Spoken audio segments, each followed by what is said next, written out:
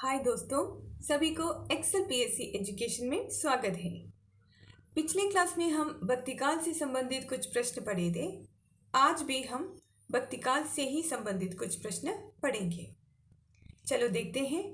पहला प्रश्न, गुरुमुखी लिपि में रामायण किस कवि ने रचना की? सही जवाब है कपूर चंद त्रिखा। कपूर चंद त्रिखा तीसरा ऑप्शन सही है।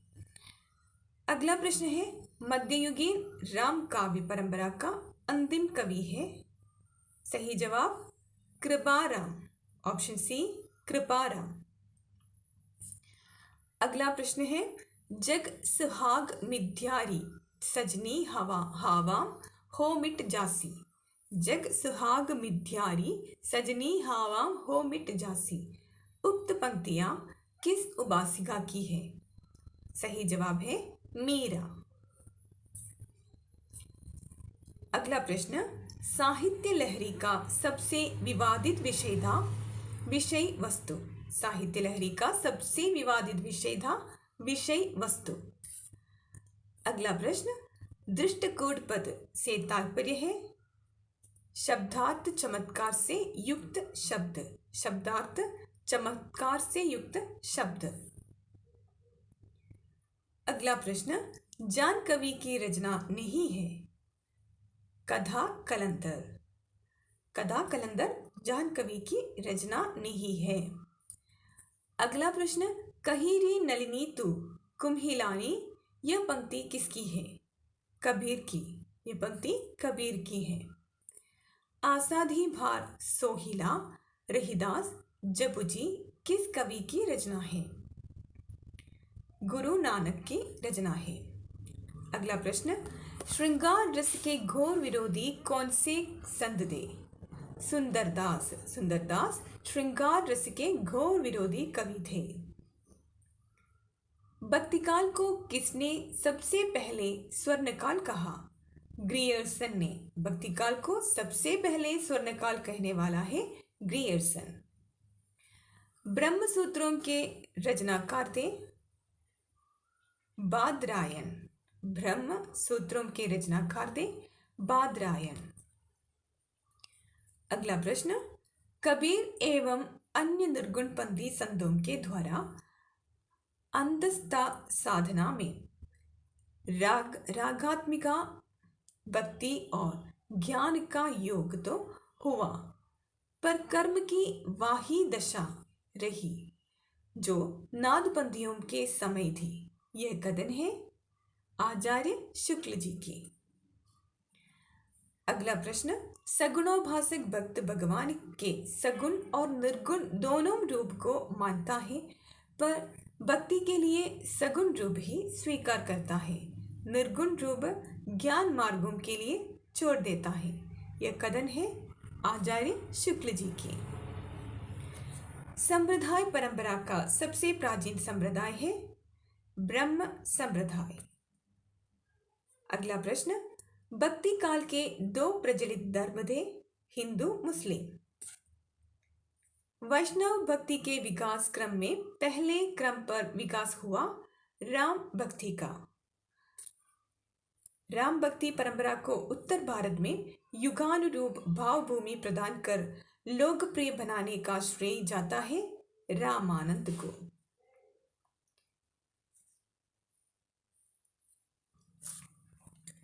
मराठी के सुप्रसिद्ध संत द्वारा प्रणीत रामायण कौन सी है? भावार्थ रामायण।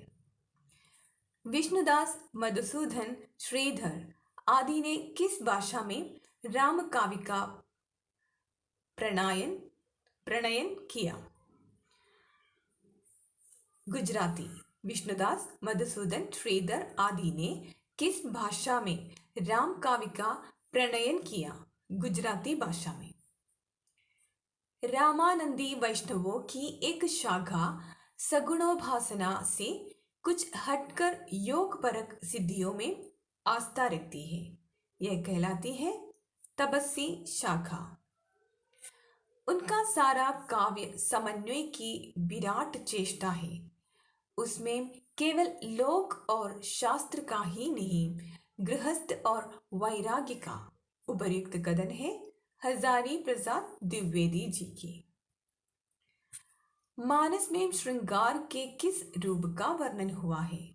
गृहस्थिक श्रृंगार का।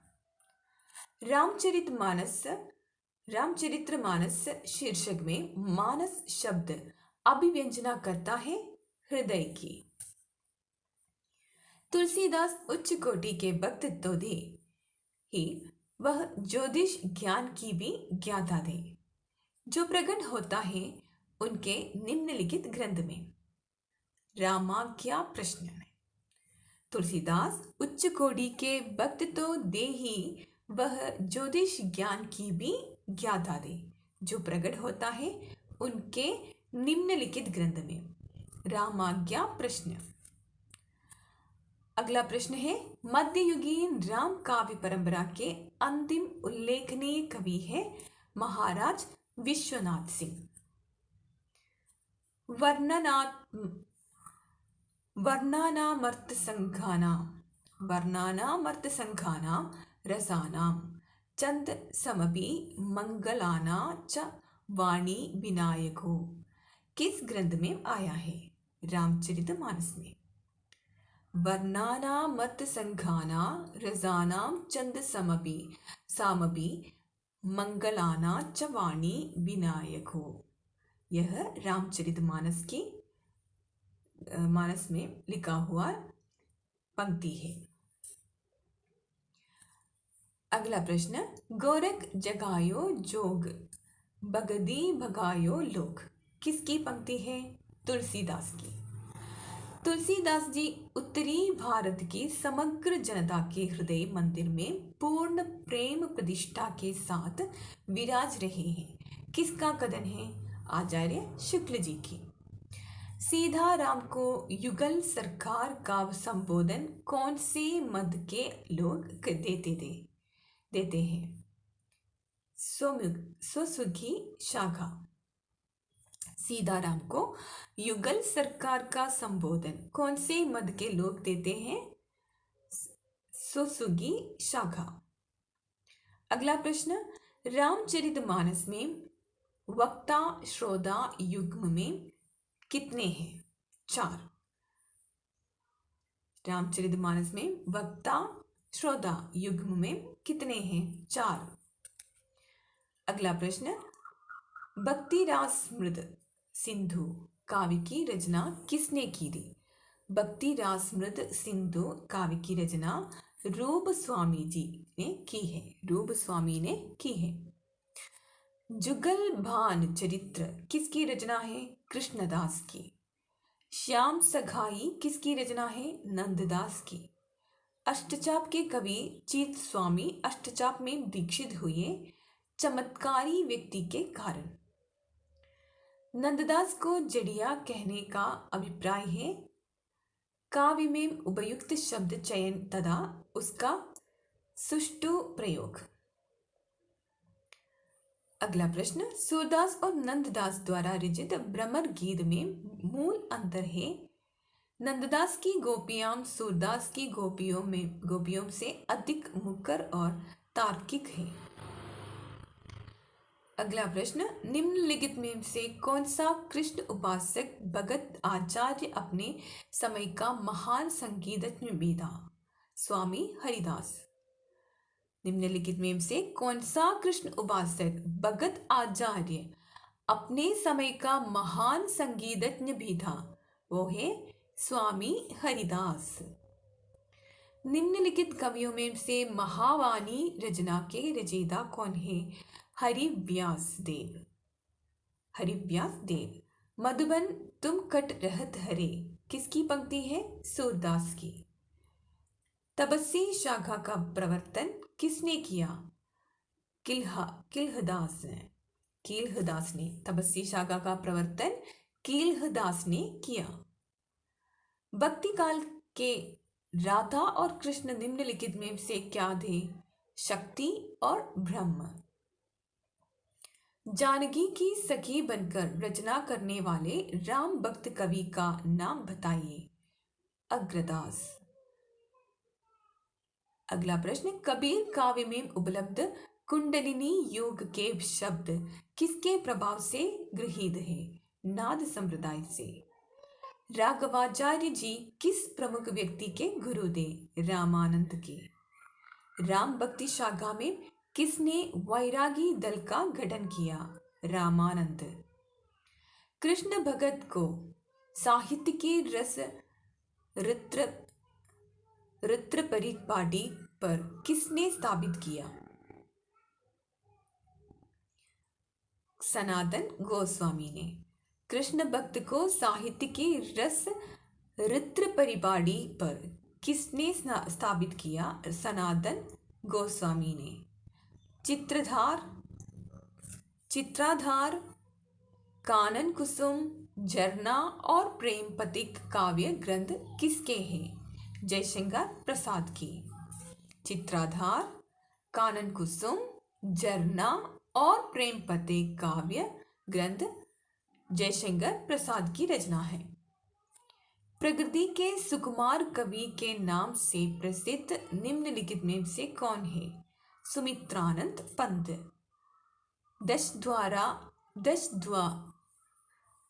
दश द्वार से सोपान तक आत्मकथा किसकी है? हरिवंश राय बच्चन। 10 द्वार से सोपान तक ये आत्मकथा हरिवंश राय बच्चन की है। अगला सवाल है, जहां पहुंच अनजान क्षितिज को मिलता एक सहारा, सरस तामरस गर्भ विभा पर नाच रही तरुशिखा मनोहर। ऊपर लिखित पंक्तियां किस गीत से ली गई है? कार्नेलिया का गीत। कार्नेलिया का गीत में से ये पंक्तियां लिया गया है। आज का क्लास यही समाप्त करती हूँ। बाकी के प्रश्न अगले दिन पढ़ेंगे। अगर आपको ये वीडियो अच्छी लगी तो प्लीज़ लाइक कीजिए, शेयर कीजिए, सब्सक्राइब कीजिए। धन्यवाद।